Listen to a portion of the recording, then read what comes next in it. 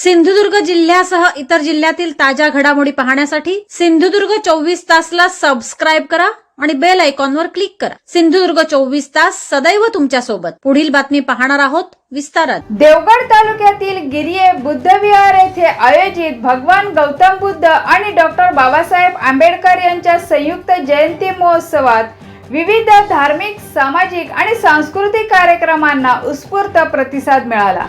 यावेळी धम्म मेळाव्यात मार्गदर्शन करताना पालकमंत्री नितेश राणे यांनी जिल्हा वार्षिक नियोजन मधून बौद्ध समाजाच्या विकासासाठी 9 कोटी रुपयांचा निधी उपलब्ध करून दिल्याची माहिती दिली।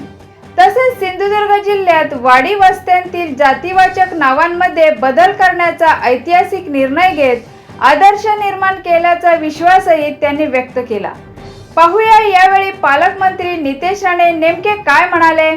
सर्व वडीलधारी मंडळी, बंधू भगिनींनो आणि माझे सर्व तरुण मित्रांनो, आज आपल्या देवगड तालुक्यामध्ये गिरिये, पडेल आणि आजूबाजूच्या सर्व 12 बलुतेदार समाजाने एकत्र येऊन धम्म मेळावा आज इथे आयोजित केलेला आहे आणि त्यासाठी सन्मान्य डॉक्टर भीमराव आंबेडकर साहेबांचं आगमन आपल्या देवगड तालुक्यामध्ये सिंधुदुर्ग जिल्ह्यामध्ये झालेलं आहे आणि म्हणून जिल्ह्याचा पालकमंत्री म्हणून मी त्यांचं मनापासून आमच्या जिल्ह्यामध्ये स्वागत करतो। आमचे गिरकर साहेबांनी त्या पुढाकाराने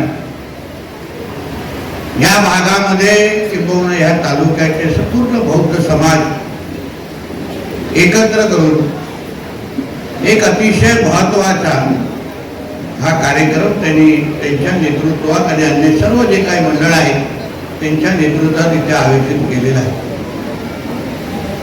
विविध देशातून महत्त्वाचे मान्यवर पण या मंचावर उपस्थित आहेत आणि म्हणून अशा एका पवित्र कार्यक्रमामध्ये या जिल्ह्याचा पालकमंत्री म्हणून मला उपस्थित राहण्याची संधी मिळते हे मी खरंच स्वतःला भाग्यवान समजतो।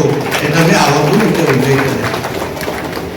आपण गिरकर साहेब सातत्याने वर्षानुवर्ष म्हणलं तर या भागाच्या विकासासाठी ते नेहमीच प्रयत्नशील असतात आणि या भागाचा सर्वांगीण विकास किंबहुना या गावाच्या शेवटच्या घरापर्यंत विकास पोचला पाहिजे हाच उद्दिष्ट ठेवून ते सातत्याने आमच्या संपर्कात असतात, प्रयत्नशील असतात आणि पाठपुरावा करतात। या निमित्ताने मी आवर्जून इथे उल्लेख करेन, आंबेडकर साहेब आहेत, आमचे गिरकर साहेब आहेत, आवर्जून सांगेन की काही महिना अगोदर राज्य सरकार म्हणून या जिल्ह्याचा पालकमंत्री म्हणून गिरकर साहेब आपण वंचित समाजाचा एक जनता दरबार आपण आयोजित केला आणि त्यामुळे ह्या जिल्ह्यातला सगळं पूर्ण वंचित समाज त्याला एकत्र आणून त्यांचे प्रश्न, त्यांचे अडचणी, त्यांचे निधी अभावी थांबलेली कामं या सगळ्या गोष्टीला वाचा फोडण्याचं काम आम्ही आमच्या माध्यमातून केलं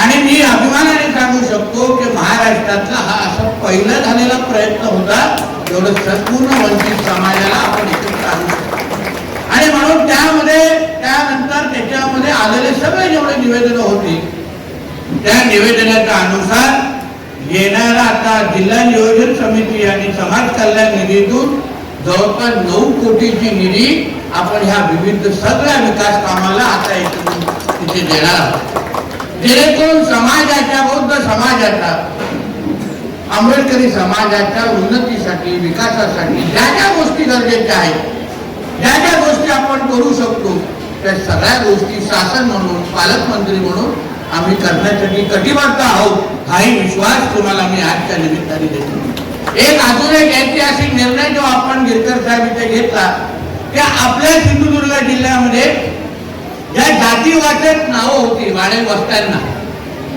जातीवाचक होती, असंख्य आपल्या लोकांना वर्षानुवर्ष त्याच्यावर आक्षेप असायचा, तक्रार असायची।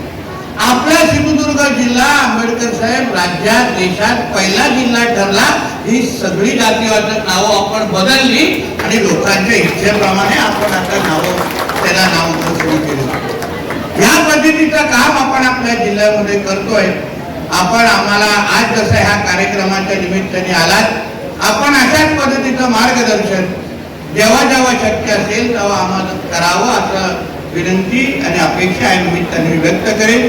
आमच्या गिरकर साहेबांनी आम्हाला सारख्या तरुणांना पण लाज वाटेल एवढी मेहनत आमचे गिरकर साहेब करतात आणि म्हणून ते सातत्याने या भागाच्या विकासासाठी, जिल्हा तालुक्याच्या विकासासाठी जिथे भेटलो तिथे नमस्कार बरोबर एक निवेदन नेमकं माझ्या हातामध्ये देतात. एवढं ह्या विकासासाठी ते प्रयत्नशील नेहमी असतात आणि म्हणून या भागामध्ये जो काही विकास आपण पाहतोय त्याच्यामध्ये सिंहाचा वाटा आमच्या भाई गिरकर साहेबांचा आहे हे उल्लेख अजून मी या निमित्ताने करतो.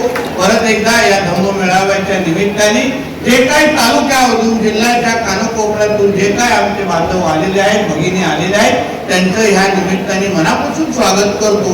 परत एकदा आमच्या भीमराव आंबेडकर साहेबांचं आमच्या जिल्ह्यामध्ये तालुक्यामध्ये मनापासून स्वागत करतो. जे काही मान्यवर सगळे इथे आलेले आहेत त्यांचंही मनापासून स्वागत करतो. इथेच थांबतो. जय हिंद, जय महाराष्ट्र, जय भीम. सिंधुदुर्ग जिल्ह्यासह इतर जिल्ह्यातील ताज्या घडामोडी पाहण्यासाठी सिंधुदुर्ग 24 तासला सबस्क्राईब करा आणि बेल आयकॉनवर क्लिक करा. सिंधुदुर्ग 24 तास सदैव तुमच्या सोबत.